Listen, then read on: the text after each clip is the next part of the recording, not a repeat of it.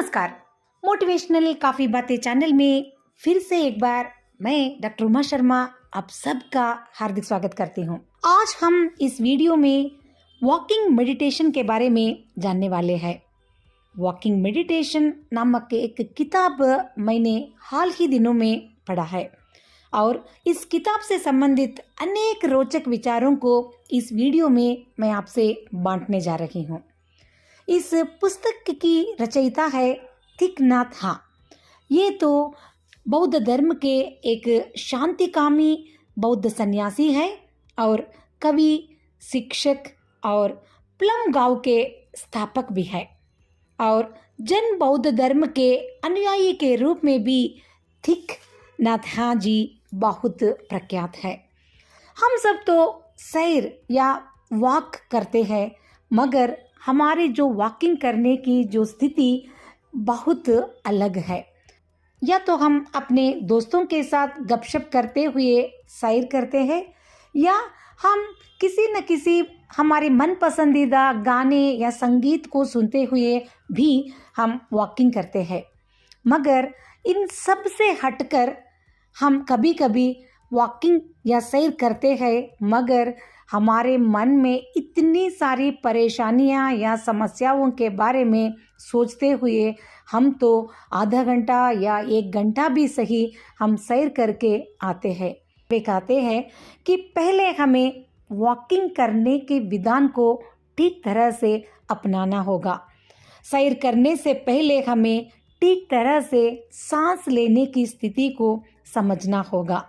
हमें पहले conscious breathing यानी जिसे माइंडफुलनेस कहते हैं ना, सचेतन स्थिति में होकर हम जिस प्रकार से उच्छ्वास या निश्वास को हम छोड़ रहे हैं या ले रहे हैं, उनके बारे में अच्छी तरह से हमें ध्यान देकर हमें चलना होगा।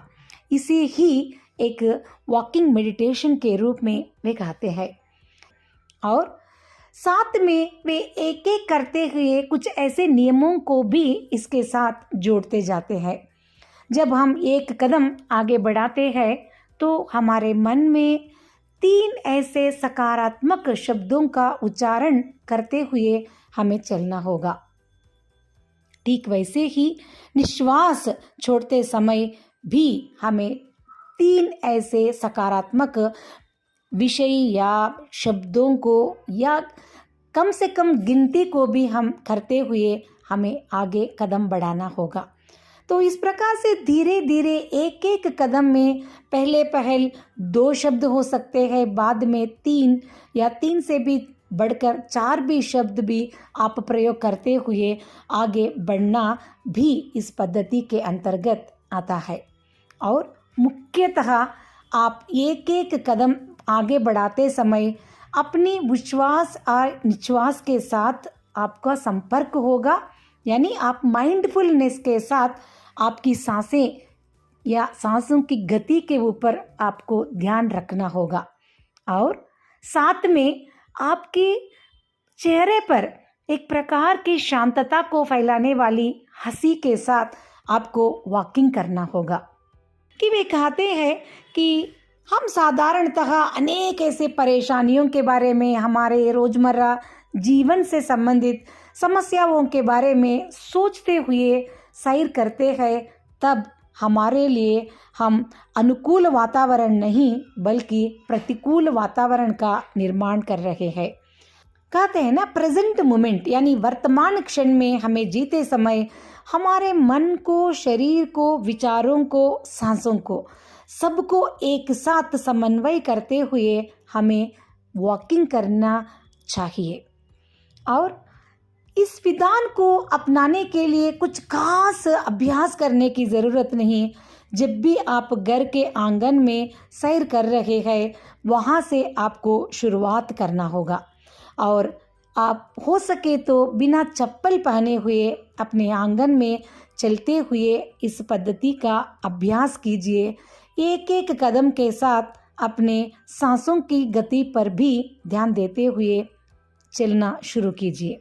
यह आदत आपको पब्लिक प्लेसेस यानी जनसंचार अधिक रहने वाले जगहों में भी आप प्रयोग करके देख सकते हैं। जहाँ लोगों की भीड़ अधिक है, वहाँ भी आप अपने आप से रमते हुए इस पद्धति का अभ्यास करते हुए चल सकते हैं।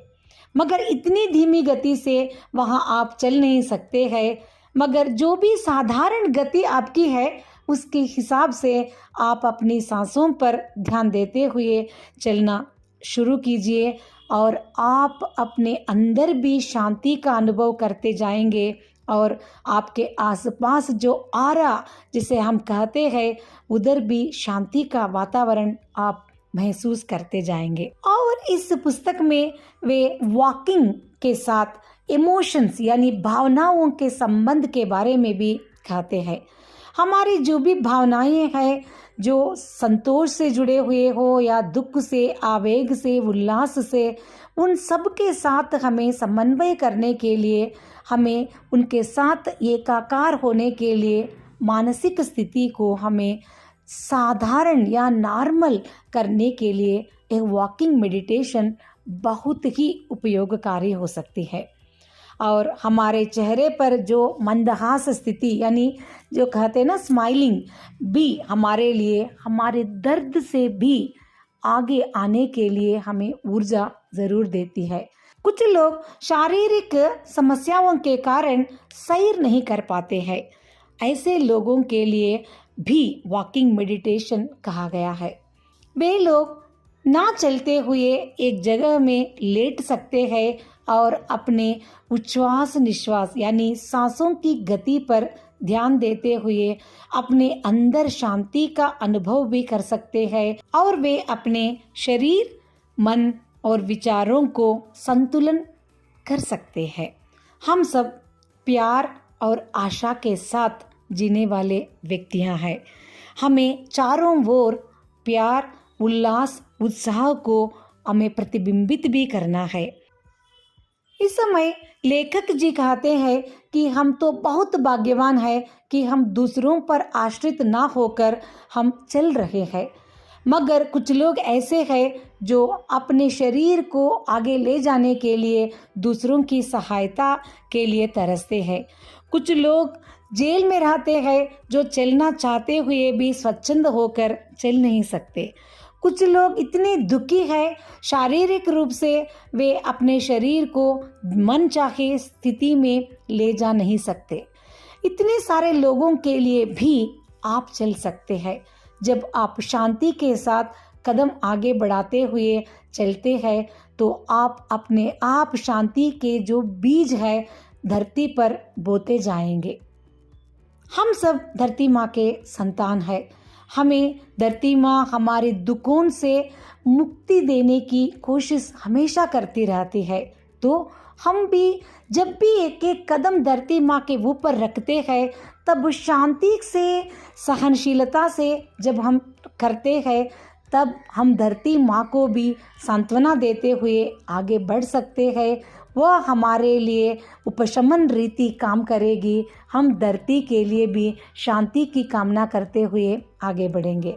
तो वॉकिंग या सैर को भी एक मेडिटेशन के रूप में देखने की यह विचार मुझे इस वीडियो करने के लिए अत्यंत प्रेरकदायी बात रही कि हम आज तक सोचते आए हैं ध्यान का मतलब कहीं आंख मूंद कर बैठना मात्र है। नहीं, हम जो भी काम कर रहे हैं उसे दिल लगाकर, मन लगाकर करने के जो विधान को भी ध्यान के रूप में देखने की बात इस पुस्तक में कही गई है।